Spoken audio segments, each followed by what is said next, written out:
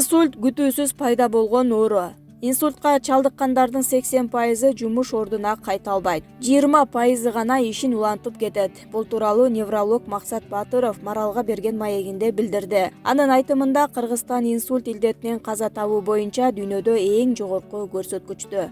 Жыл ичинде илдетке 15 000 адам чалдыгат. Анын 45% өлүмгө дуушар болот. Акыркы убакта инсульт оорусу жаш балдарда да кездеше баштады. 30-40 жашында инсультка кабылгандар да көбөйдү. Илдет жашарды. Инсульттун негизги себептери: кан басымдын көтөрүлүшү, кант диабети, стресс, туура эмес тамактануу, өтө майлуу, туздуу тамактар. Дартка чалдыкпоо үчүн жогоруда аталган жагдайларга маани берип, байма-бай дарыгердин көзөмөлүнөн өтүп туруу кажет. Адам дене тарбия көнүгүүлөрүн жасап, чуркап турушу керек. Инсульт оорусу капысынан пайда болот. Алгач бейтаптын оозу кыйшайып, сүйлөө речи бузулат. Мындан сырткары бир жак капталда шал пайда болот же чымыра ооруйт. Бейтап эс учун жоготот, деди дарыгер. Ал кошумчалагандай, неврологиялык ооруларга инсульт, талма, омуртка грыжасы, остеохондроз жана башка илдеттер кирет. Кофеден баш тартыңыз. 40 жаштан өткөндөргө диетологдун кеңеши. Россиялык диетолог Анна Елькина эмне себептен 40 жаштан өткөндөн кийин аялдар жеген тамагына жана ден соолугуна дыкат көңүл бура башташы керектигин түшүндүрүп берди. Дарыгер аялдардын жашы өткөн сайын организминде кандай өзгөрүүлөр болорун айтты. Болжол менен 35 жаштан баштап аялдар эстрогенди аз бөлүп чыгара баштайт. Бул гормондор сулуулукту жана ден соолукту сактоого абдан керек. Жаш өткөн сайын зат алмашуу процесси жай жүрө баштайт. Мурдагыдай тамактанган менен салмак кошула берет. Тери кургап картаят. Бат чарчап, уйку режими бузулат. 40тан өткөндө жайлуу жана рахаттанып жашаш үчүн аял бул кыракка өзүн даярдашы керек, деди ал. Ал кандай тамактардан баш тартып, эмнелерди көбүрөөк жеш керектигин кошумчалады. Кофени тизмеден чийип салгыла. Анткени ал кальцийдин баарын жууп кетет. Буурчактын түрүнөн тамак жасап, балык, ак эт жеш керек. Ал эми кызыл этти бир жумада бир эле жесе жетиштүү. Кантты көп колдонбой, жашылча жемишке өткөн оң. Күн карама майын азыраак пайдаланган жакшы. Анткени ал кан басымды көтөрөт, деген ал. Мындан сырткары Елкина көбүрөөк кыймылдап, дене тарбия көнүгүүлөрүн тынбай жасап турууну сунуштады. Бул аракеттер жашоону узартып, энергияны көбөйтүп, ооруларды алдын алат. Түнкүсүн көп ойгонуу кооптуу ооруларга байланыштуу экени айтылды. Түнкүсүн тез-тез ойгонуу бир катар органдардын, анын ичинде калкан безинин, дем алуу жолдорунун, ошондой эле жүрөк-кан тамыр системасынын аномалиялары менен байланыштуу болушу мүмкүн. Мындай пикирди россиялык сомнолог Адис Елена Сарева News.ru порталына берген маегинде айтканын РИА Новости жазды. Анын айтымында уйку көйгөйү, тынчсыздануу, депрессия бар экендигин, ал тургай апноэ уктап жатканда дем алуу 20-30 секундага токтой турганын көрсөтөт. Түнкү уйку учурундагы көйгөйлөр адамдын жаш курагына байланыштуу болушу да мүмкүн экендигин белгилеп кетким келет. Чындыгында улгайган адамдарда катуу уйкуну камсыз кылган мелатонин гормонун иштеп чыгуу азаят. Ушундан улам адам өтө аз уктай баштайт, деди ал. Адис белгилегендей, эгерде адам аптасына түнкүсүн 3 иреттен көп ойгонсо, бул көрүнүш бир канча айдан бери созулганын байкаса, анда дарыгерге кайрылуу зарыл. Ошондой эле күн сайын коңурук тартсаңыз да сак болууңуз керек. Уйкусу канбаган адамдар кандай дартка чалдыгары айтылды.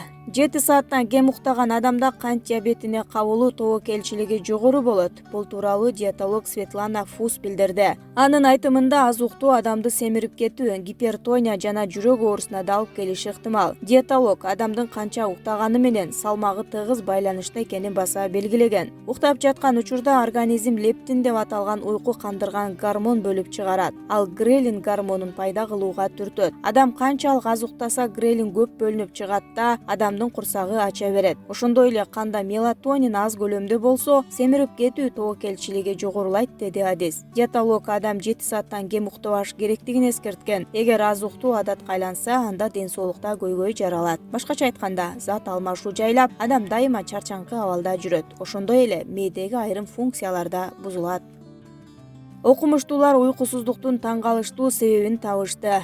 Кытайлык жана америкалык окумуштуулардан турган топ организмге суу жетишсиз болгондо адам күн сайын 2 сааттык уйкусунан куру калаарын аныкташты. Иликтөөлөргө караганда, эгер организмде суу нормадан төмөн болсо, уйку качып, адам алсырай баштайт. Мындай учурда киши суткасына 2 сааттык уйкудан кол жубойт. Муну билүү үчүн адистер 20 000 каалоочуга иликтөө жүргүзүшкөн. Ыктыярчылардан Зара анализин алып, андан тышкары түнкү уйкусу тууралуу сурамжылашкан. Суу жетишпеген организм аны күнү бою көп чыгарбаганга аракет кылат экен. Качан гана адам жатып, жаны жай алганда организм сууну эми чыгарса болот деп табарсыкты толтуруп коет. Мындайда киши түн ортосунда же таң атпай ойгонуп алат, дейт окумуштуулар. Ошондой эле адистер уйкунун бузулушуна тамак сиңирүүнүн бузулушу жана стресс да себеп болоорун айтышат.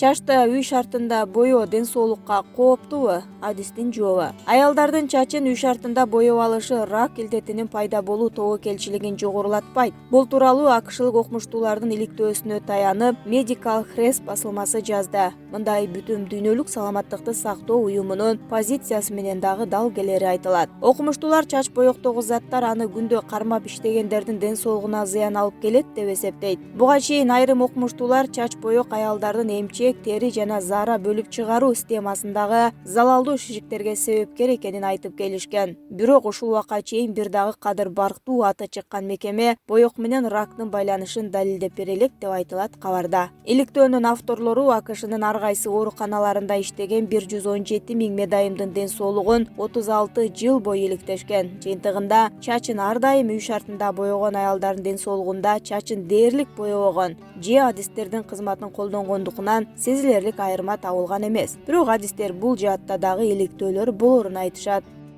Белдин ичкелиги, кан басым, ден соолуктун бекемдигинен кабар берүүчү белгилер. Россиялык белгилүү дарыгер Александр Мясников кайсы белгилерден улам адамдын ден соолугу жакшы экенин билсе болоорун Россия 1 телеканалынын эфиринде айтып берди. Адис 4 көрсөткүчтү санап өткөн. Алар кан басымы, кандагы холестериндин деңгээли, кандагы канттын деңгээли, белдин жоондугу. Мясников кененирээк белге токтолду. Эркек кишинин белинин жоондугу 102 сантиметрден, аялдардыкы 88 сантиметрден ашпашы керек. Мындан көп болуп кетсе, жүрөк жана негизинен эле ден соолук жабыр тартаары белгиленди. Дарыгердин айтымында белдин өлчөмүнө толуктарга караганда арык кишилер 2 эселеп көбүрөөк көңүл бурушу зарыл. Анткени чоң курсак, инсульт, рак жана диабет илдеттерине кептеши мүмкүн.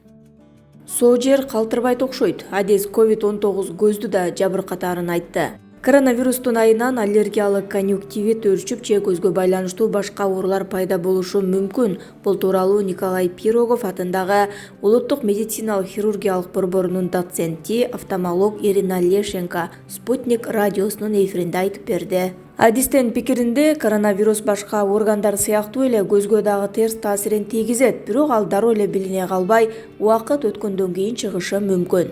Мисалы, аллергиялык конъюнктивит илдети. Байкашыбызга караганда, мурда көзгө байланыштуу аллергиясы бар кишилер вируска чалдыгып ооруп жаткан кезде эч нерсе билинбейт. Бирок бир нече аптадан кийин башталат, деди дарыгер. Ал эми глаукома сыяктуу көздүн өнөкөт илдеттери бар кишилер коронавирустан сакайгандан кийин офтальмологко көрүнүп койгону жакшы. Дарыгер көздүн кан басымын текшерип коюшу керек. Адистер COVID-19дун ар кандай кесепеттери тууралуу байма-бай айтып келишет. Буга чейин россиялык дерматолог коронавирус териге да оор кесепеттерин тийгизерин билдирген.